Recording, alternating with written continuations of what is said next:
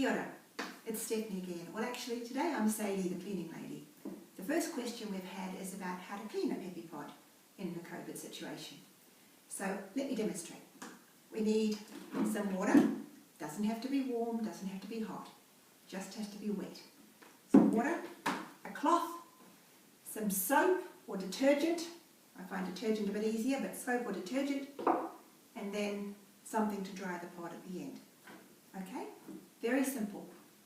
So, bit of detergent, get your cloth.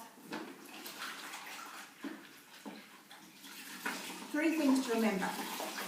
The soap, okay, that's one part. I'll just move my bucket.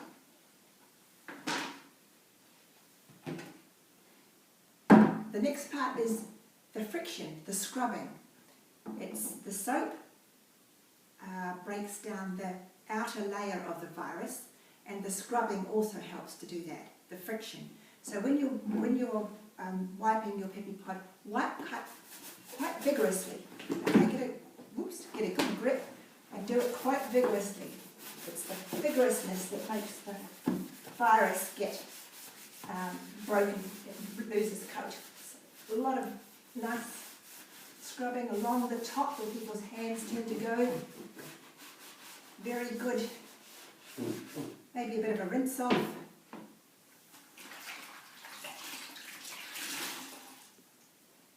You could use a scrubbing brush if you wanted to. In particular care around the handles, which is where people's hands go. So just remember, it's the soap and it's the scrubbing that creates the danger, I suppose, for the virus. The virus can't survive with soap and scrubbing. Okay. Once you're happy with your wiping,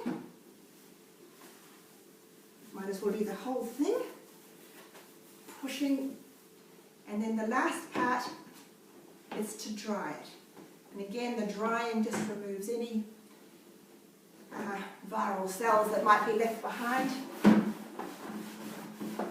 Make sure it's nice and dry before you use it again.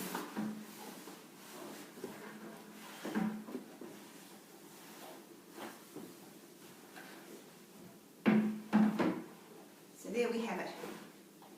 Soap, scrub, dry. Three points. Now, if you're using this Pepi-Pod for your baby day by day, you don't have to do that every day. All right? You're living in your bubble. You're using your Pepi-Pod every day. That's fine. But if you pass it to another family, or use it for another baby, or somebody whom you're not so confident about has handled your Pepi-Pod, you just want to be sure, then this is how you clean it. Okay? Thank you very much.